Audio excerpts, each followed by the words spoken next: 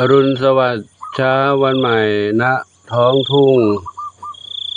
พุทธสถานวัดปงชัยตำบลบ้านสาอำเภอเจ้าห่มจังหวัดลำปางเช้าวันนี้อากาศดีๆเย็นสบายแสงทองเริ่มส่องขึ้นสู่ขอบฟ้าแล้วเสียงธรรมชาตินกจิ้งหรีดบรรเลงเพลงฟังแล้วเพลิดเพลินจำเริญใจ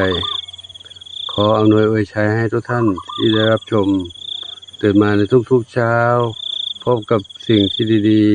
ๆมีความสุขกายสุขใจทั่วกันทุกคนทุกท่านสาธุ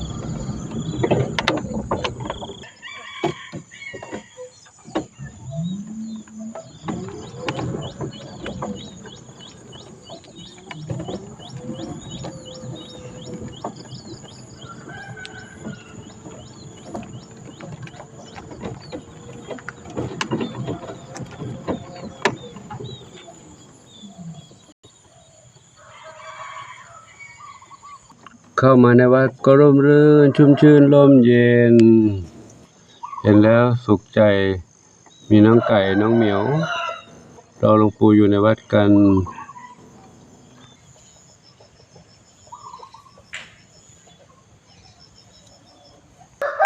เหมียวเหมียวไก่ไก่รอหลวงปู่อยู่ตรงนี้ใครนี่ใครมาก่อน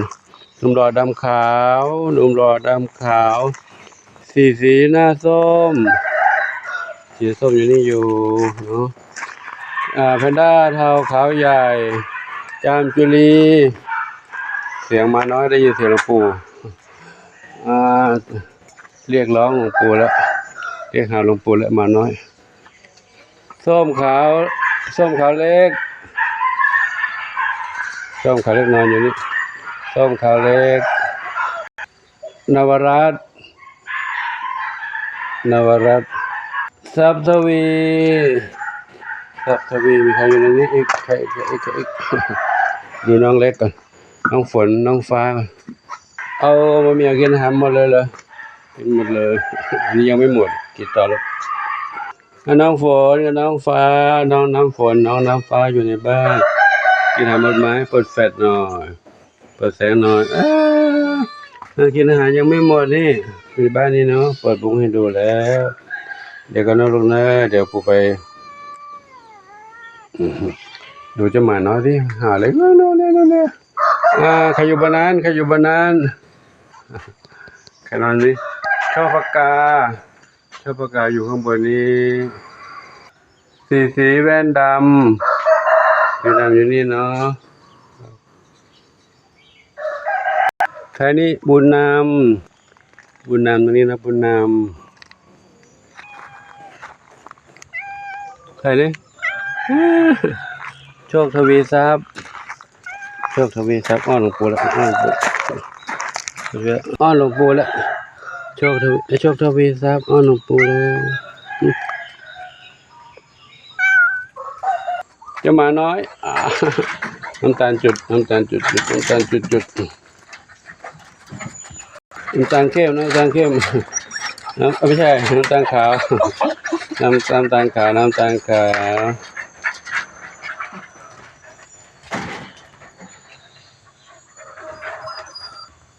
ลเข้มไหนน้ำตาลเข้มอยู่มุมนี้มองไม่ค่อยเห็นอยู่ดีมีสุขกันเลยศรีสุดาตามหลวงปู่มาเลย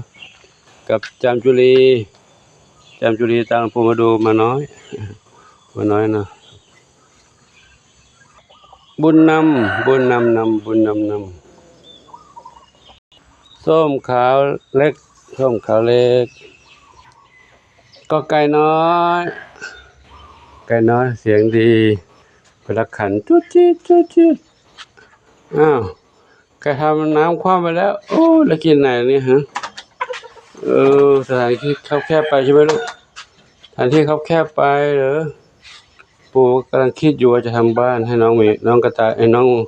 ไก่อยู่กว้างๆกำลังคิดอยู่กำลังหาวิธีเอาตะข่ายมาขึงตะข่ายมากั้นมุงหลังคาการงูเหลือมมาด้วยเนาะถ้าไม่มีตะข่ายกั้นนี่หนูเล็กๆนี่เจ้างูเหลือมกินหมดแน่ๆเลยแล้วนี่แค่ไปเนี่ยใครคุยเขี่ยขาน้ำคว่ำไปแล้ว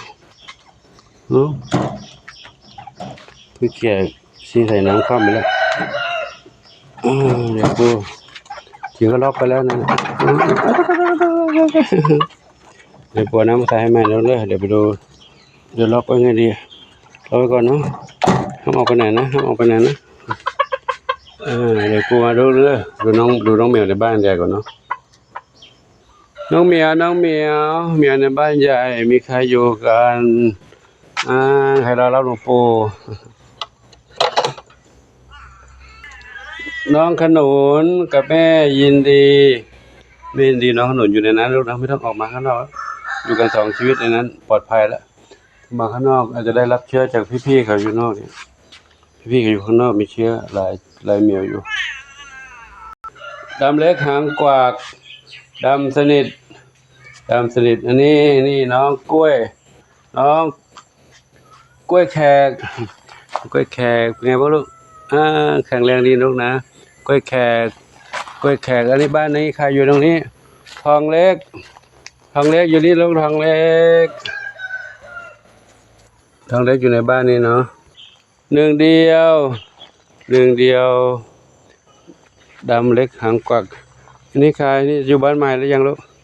อยู่บ้านใหม่เหรออะไรลูกส้มขาวใหญ่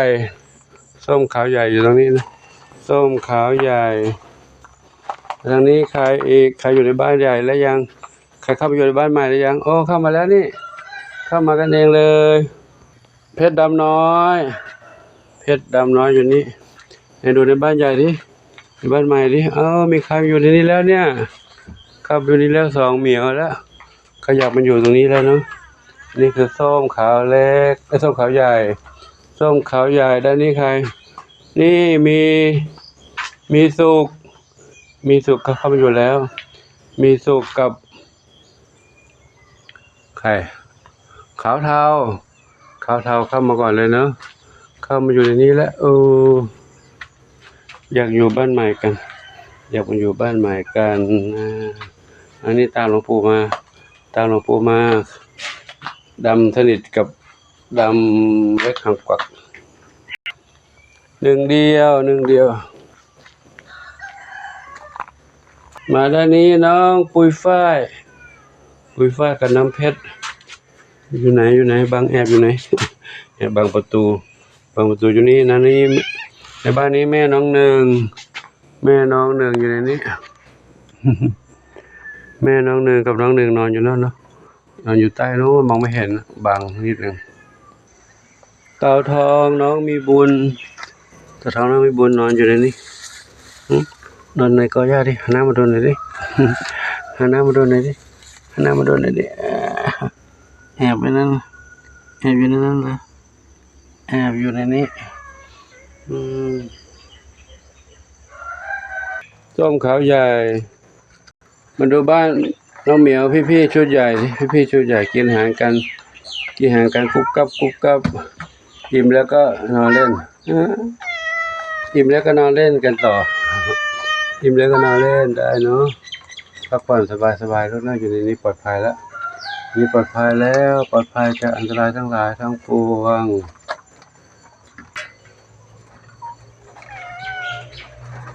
บ้านนี้ขายอ้อนจังเก่งนะนี่เรา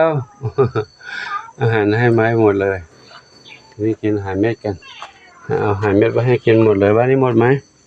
วันนี้ก็เกือบหมดแล้วโอ้กินเก่งวันนี้แล้ววันนี้ก็หมดเลยโอ้เก่งมากแล้วกินเยอะแล้วนะดู2 สาวนี้สิ2 สาวนี้ไหมโอ้โห2 สาวนี้เกลี้ยงเลย กินเกลี้ยงเลยเหรอลูกโอ้กินเกลี้ยงมากไอ้สาวนี่ลูกนี่กินไม่หมดนี่เกือบหมดเหมือนกันเนาะมาดูบ้านนี้อีกลูกบ้านนี้ยังไม่ครบอันนี้อีก2เหมียวสาวใหญ่ตัวนี้2เหมียวกินหมดไหมลูกนี่กินไม่หมดอันนี้อยู่นี่กินไม่หมดเนาะดำสนิทส้มขาวใหญ่อยู่ตรงนี้กันนะวันนี้หลวงปู่มีภารกิจไปร่วมงานชาปนกิจญาติธรรมในหมู่บ้านเนี่ยเนาะมีวันนี้มีสองงานชาปนกิจพร้อมกัน2หมู่บ้านครับท่านจากไปนะท่านเป็นโรคภัยต่างๆนะมนุษย์เราทุกชีวิตเกิดมานี่ก็เกิดแก่เจ็บแล้วก็จากไปเป็นธรรมดานะบางคนก็เกิดมาก็จากไปตอนเป็นเด็กบางคนก็มาจากไปตอนเป็นวัยรุ่นบางคนก็มาจากไปตอนวัยผู้ใหญ่บางคนเกิดมาก็จากไปตอนวัยชราซึ่งสังขารทั้งหลายนั้นไม่เที่ยงมีการเกิดขึ้นตั้งอยู่ดับไปเป็นธรรมดาวันนี้เราจะไปร่วมงานบุญกับท่านทุกชีวิตเหมือนกันเช่นนี้นะไม่มีใครอยู่ยั่งยืนไม่มีใครอยู่ตลอดไปได้ต้องเป็นไปตามเช่นนี้นะสัพเพสังขารานิจจาสังขารทั้งหลายทั้งปวงไม่เที่ยงเกิดขึ้นตั้งอยู่และดับไปเป็นธรรมดาสำหรับคลิปวันนี้หลวงปู่ก็ขอนำภาพบรรยากาศยามเช้าให้ทุกท่านได้รับชมกันไว้ประมาณนี้เนาะส่วนสถานที่บ้านหลังนี้เสร็จแล้วแต่ยังไม่พร้อมไม่อยู่เนื่องจากโต๊ะเตียงยังไม่ได้แล้วก็มีน้องๆเหมียวที่เจ็บป่วยก็เป็นห่วงเห็นมี FC ให้คอมเมนต์มานะว่าให้ชะลอก่อนเดี๋ยวค่อยเอาเข้าไปทีเดียวตอนนี้ก็ถ้าเข้าไปก็อาจจะไปได้รับเชื้อโรคพากันไปอยู่ในนั้นด้วยนะก็ให้อยู่ข้างนอกกันไปก่อนก็ได้นะใครอยู่บนนั้นอีกนะจับใครเก่าๆนะสีดำๆปูจำไม่ได้แล้วใครลูกใครจำไม่ได้เลยอันนี้1เหมียวบนหลังคานี่อันนี้น้องหนึ่งเดียวอยู่ตรงนั้นนะ1เดียวกล้วยแขกยังอยู่ขอแจ้งข่าวคลิปสุดท้ายคลิปขอแจ้งข่าวท้ายคลิปน้องทองเข้มจากไปแล้วนะทองเข้มน้องทองเข้มจากไปแล้ววันนี้ก็ยังแข็งแรงดีอยู่ตอนนี้น้องกล้วยแขกยังแข็งแรงอยู่นะแข็งแรงกล้วยแขกครับก็ขอยุติคลิปนี้ไว้เท่านี้นะขออนุโมทนาสาธุขออวยพรให้ทุกคนทุกท่านที่รับชมรับทราบเรื่องราวต่างๆในทุกๆเช้าชีวิตการเป็นอยู่ของน้องเหมียวน้องไก่น้องเต่าน้องกระต่ายและน้องหมาน้อยพร้อมทั้งสรรพสัตว์ทั้งหลายขออวยพรให้ทุกคนทุกท่านพบความสุขความเจริญมีความสุขกายสุขใจสมปรารถนาทั่วกันทุกคนทุกท่านเทินสำหรับน้องทองเข้มหลวงปู่จะไม่ขอถ่ายคลิปถ่ายภาพให้ดูนะเพราะเขาเป็นน้องเหมียวเล็กเมื่อเขาจากไปเมื่อวานนี้แข็งแรงอยู่แต่วันนี้เขาจากไปแล้วก็ขอให้เขาไปดีไปเกิดภพภูมิที่ดีเนาะก็แจ้งให้ทุกคนได้รับทราบว่าน้องทองเข้มไปเกิดใหม่แล้วนะหมดกรรมในชาตินี้แล้วหมดกรรมในชาตินี้แล้วไปเกิดที่แห่งใหม่ในภพภูมิที่ดีครับสำหรับคลิปนี้ขอยุติไว้ที่นี้พบกันใหม่คลิปต่อไปสาธุอายุวันโนสุขขังพลังวันนี้หลวงปู่มีภารกิจไปกลับมาช่วงบ่ายนู่นเนาะประมาณบ่าย 2 บ่าย 3เดี๋ยวค่อยมาเก็บกวาดขยะขบะน้องเหมียวน้องเหมียวช่วงเช้านี้เดี๋ยวดูแลเบื้องต้นเท่านี้ให้อาหารเขาแล้วก็เดี๋ยวรถมารับ9 โมงนี่นะขออนุโมทนาสาธุอายุวันโนสุขขังพลัง